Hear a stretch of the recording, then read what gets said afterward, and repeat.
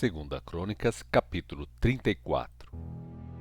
Josias tinha 8 anos de idade quando se tornou rei. Ele reinou 31 anos em Jerusalém. Ele fez o que era bom aos olhos do Senhor e seguiu com muito cuidado o bom exemplo de seu antepassado Davi. No 8º ano do seu reinado, sendo ainda jovem, ele começou a buscar a Deus do seu antepassado Davi. 4 anos depois, no 12º ano, começou a purificar Judá e Jerusalém, destruindo os altares dos deuses falsos, dos postes ídolos, as imagens esculpidas e os ídolos de metal. Ele foi pessoalmente ver como eram destruídos os altares de Baal, como eram derrubadas as colunas sobre os altares e os postes sagrados reduzidos a pó, bem como os ídolos de metal espalhados sobre os túmulos daqueles que ofereciam sacrifícios a esses deuses. Depois, ele queimou sobre seus próprios altares os ossos dos sacerdotes que não adoravam a Deus, purificando assim o povo de Judá e de Jerusalém. A seguir, foi às cidades de Manassés, de Efraim, de Simeão e até da distante Naftali e fez a mesma coisa nesses lugares. Derrubou os altares dos deuses falsos, reduziu a pó os outros ídolos e derrubou todos os altares de incenso. Ele fez isso em toda a parte da terra de Israel antes de voltar para Jerusalém. No 18º ano do seu reinado, depois que ele havia purificado a terra e o templo, ele nomeou Safã, filho de Azalias, e Maséias, governador de Jerusalém, e Joá, filho de Joacás, tesoureiro da cidade, para restaurarem um templo do Senhor, o seu Deus. Josias estabeleceu um sistema de recolher donativos para o templo. A prata era recolhida nas portas do templo do Senhor pelos levitas, que estavam de serviço ali, e levada ao sumo sacerdote Ilquias para a contagem. As ofertas eram trazidas pelas pessoas que vinham de Manassés, de Efraim e de outras partes remanescentes de Israel, bem como do povo de Judá e de Benjamim e dos habitantes de Jerusalém. Eles confiaram a prata aos homens convocados para supervisionarem a reforma do templo do Senhor, que pagavam os trabalhadores que faziam os reparos e a construção do templo. Esta prata também servia para pagar os carpinteiros e pedreiros e para comprar material de construção, blocos de pedra trabalhada, madeira para as vigas e para as outras reformas que os reis anteriores de Judá haviam demolido. Os trabalhadores foram ativos e fiéis sob a chefia de Jaate e Obadias, levitas da família de Merari, e por Zacarias e Mesulão, da família de Coate. Todos os levitas que sabiam tocar instrumentos musicais eram encarregados de tocar para louvar o Senhor enquanto a obra progredia. Alguns deles dirigiam os trabalhadores comuns que traziam os materiais para os operários. Outros ainda ajudavam como secretários, supervisores e guardas dos portões. Um dia, quando Ilquias, o sumo sacerdote, estava no templo do Senhor registrando a prata recolhida nas portas, encontrou um velho livro que se verificou ser o livro das leis de Deus, dadas por meio de Moisés. Ilquias disse ao secretário do rei Safã: "Veja o que eu encontrei no templo, esse é o livro da lei." Ilquias entregou o livro a Safã. Então Safã levou o livro ao rei, junto com o seu relatório da reconstrução, e disse: "Os servos do Senhor estão fazendo tudo de acordo com o que lhes foi ordenado. Os cofres da prata foram abertos e contados e entregues nas mãos dos supervisores e dos trabalhadores." E Safã acrescentou: "O sacerdote Ilquias entregou-me um livro." E ele leu o livro em voz alta para o rei. Quando o rei ouviu as palavras da lei, rasgou as suas vestes e deu ordens a Ilquias, Aicão, filho de Safã, Abidom, filho de Milca, o secretário Safã e Asaías, ajudante pessoal do rei, dizendo: "Vão para o templo e orem ao Senhor por mim. Orem por todo o remanescente de Israel e de Judá, porque este livro diz que o motivo pelo qual a grande ira do Senhor foi derramada sobre nós é que nossos pais não obedeceram à palavra do Senhor e não agiram conforme o que está escrito neste livro." Então Ilquias e os demais homens foram à casa da profetisa Ulda, esposa de Salum, filho de Tocate, neto de Arás. Salum era o alfaiate do rei. Ela morava na parte baixa de Jerusalém. Quando contaram a ela sobre o problema do rei, Ulda respondeu: "Assim diz o Senhor, o Deus de Israel: Digam ao homem que enviou vocês a mim. Assim diz o Senhor: eu vou destruir esta cidade e seu povo. Todas as maldições escritas no livro lido diante do rei de Judá vão acontecer. Pois meu povo me abandonou e adorou deuses falsos, provocando a minha ira por causa das suas ações. Portanto, o meu furor será derramado sobre esse lugar e não se retirará. Digam ao rei de Judá que os enviou para consultar o Senhor. Assim diz o Senhor, o Deus de Israel, a respeito das palavras que você ouviu. Já que você está triste e se humilhou diante de mim quando ouviu minhas palavras contra esta cidade e seu povo, e rasgou sua roupa e chorou perante mim, eu ouvi a sua oração, diz o Senhor. Portanto, não enviarei o mal prometido sobre esta cidade e seu povo antes da sua morte. Então, eles levaram ao rei Josias a palavra do Senhor. Então, o rei convocou todas as autoridades de Judá e de Jerusalém. Ele foi ao templo do Senhor, acompanhado por todos os homens de Judá, todo o povo de Jerusalém, os sacerdotes e os levitas, todo o povo, tanto grandes quanto pequenos. Ali, o rei leu o livro para eles em alta voz, todas as palavras da aliança de Deus que foi achada no templo do Senhor. Enquanto o rei estava diante deles, fez uma promessa ao Senhor de seguir os seus mandamentos, testemunhos e decretos com todo o seu coração e sua alma e fazer o que estava escrito no livro. Ele exigiu que todos em Jerusalém e em Benjamim prometessem cumprir esse trato com Deus, e todos eles prometeram. Assim, Josias retirou todas as imagens de todo o território dos israelitas e exigiu que todos adorassem o Senhor seu Deus. E por todo o restante da vida do rei, eles continuaram servindo ao Senhor, o Deus de seus pais. 2 Crônicas, capítulo 35. Então, Josias anunciou que a festa da Páscoa seria comemorada no 14º dia do primeiro mês em Jerusalém. O cordeiro da Páscoa foi morto naquela tarde. Ele também designou sacerdotes para os seus postos e os estimulou a começarem o seu trabalho no templo do Senhor novamente. Ele enviou uma ordem aos levitas consagrados ao Senhor para instruírem todo o povo de Israel.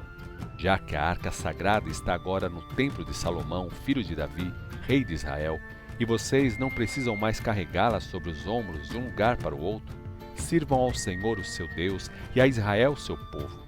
Organizem-se para o serviço por famílias, de acordo com seus grupos, como era costume no tempo de seus pais, conforme a orientação escrita de Davi, rei de Israel, e por seu filho Salomão. Cada grupo de levitas vai atender a determinados grupos de famílias do nosso povo no lugar santo. Abatam os cordeiros para a Páscoa, santifiquem-se e preparem os cordeiros para os seus irmãos israelitas. Sigam todas as instruções do Senhor dadas por intermédio de Moisés. Então, o rei Josias ofereceu do seu rebanho 30.000 cordeiros e cabritos para as ofertas de Páscoa do povo, além de 3.000 novilhos. Os oficiais do rei também ofereceram de livre vontade para o povo, para os sacerdotes e para os levitas. Ilquias, Zacarias e Jeiléu, os chefes do templo de Deus, deram aos sacerdotes 2.600 ovelhas e cabritos e 300 bois para os sacrifícios da Páscoa. Conanias e seus irmãos Semaías e Natanael e os líderes dos levitas, Hasabias, Jeiléu, Josabade, deram 5.000 ovelhas e cabritos e 500 bois aos levitas para sacrifícios da Páscoa. Quando tudo estava preparado para a Páscoa, os sacerdotes foram para os seus lugares e os levitas formaram os grupos de serviço conforme o rei havia mandado. Então, os levitas mataram os cordeiros da Páscoa e entregaram o sangue aos sacerdotes. Os sacerdotes aspergiram o sangue sobre o altar enquanto os levitas tiravam a pele dos animais. Eles separaram os animais para cada tribo apresentar as suas próprias ofertas queimadas ao Senhor, conforme está escrito na lei de Moisés, e fizeram a mesma coisa com os bois. Depois, conforme estava ordenado pela lei de Moisés, assaram os animais da Páscoa sobre o fogo, cozinharam as ofertas sagradas em panelas, caldeirões e frigideiras, e os levaram depressa a todo o povo para comer. Depois, os levitas prepararam o que era deles e para os sacerdotes, descendentes de Arão, porque os sacerdotes ficaram ocupados desde a manhã até a noite, oferecendo a gordura e as ofertas queimadas. Os cantores descendentes de Asaf estavam em seus lugares seguindo as instruções dadas pelo rei Davi, Asaf, Hemã e por Jedutum, profeta do rei. Os porteiros tomavam conta das portas e não precisavam deixar seus postos, porque a refeição deles era trazida pelos seus irmãos levitas. Toda a cerimônia da Páscoa foi realizada naquele dia. Todas as ofertas queimadas foram sacrificadas sobre o altar do Senhor, conforme as ordens de Josias. Todos os israelitas que estavam presentes em Jerusalém tomaram parte da festa da Páscoa e na festa dos pães sem fermento durante 7 dias. Desde o tempo do profeta Samuel, a Páscoa não havia sido celebrada dessa maneira. Nenhum dos reis de Israel havia celebrado uma Páscoa semelhante a esta como fez o rei Josias, incluindo tanto os sacerdotes, levitas e todo o povo de Jerusalém, de todas as partes de Judá e também de todo Israel.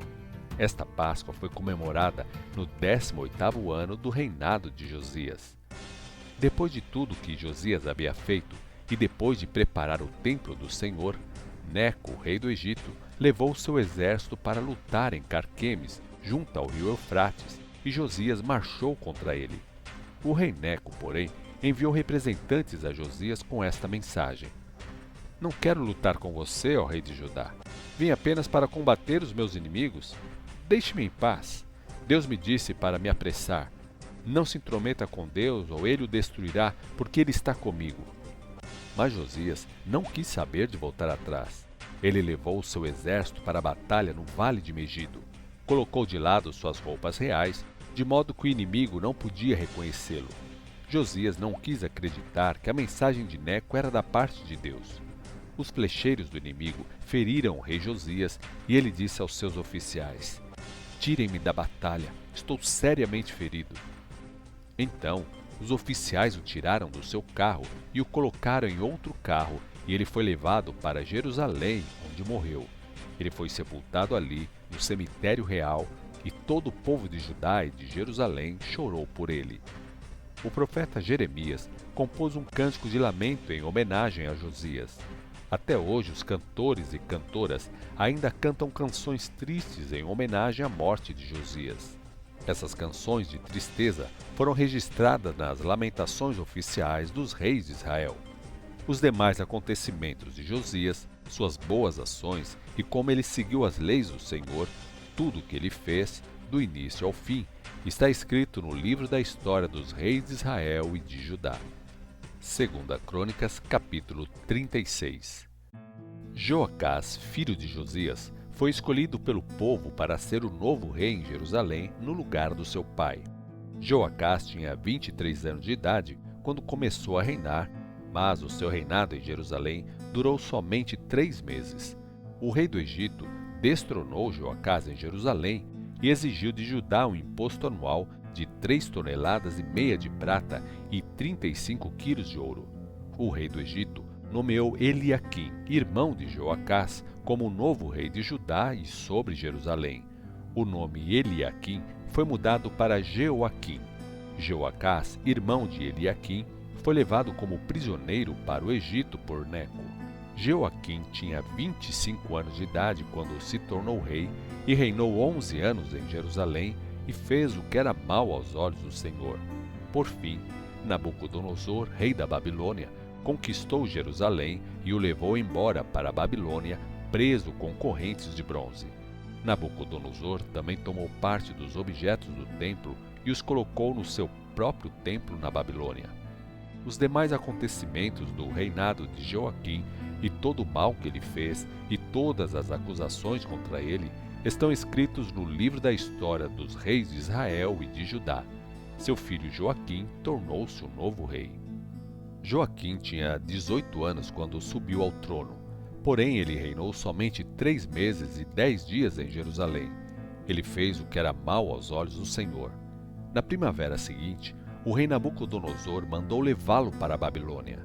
Nessa ocasião, foram levados para a Babilônia muitos tesouros do templo do Senhor. E o rei Nabucodonosor nomeou Zedequias, irmão de Joaquim, como novo rei de Judá e de Jerusalém.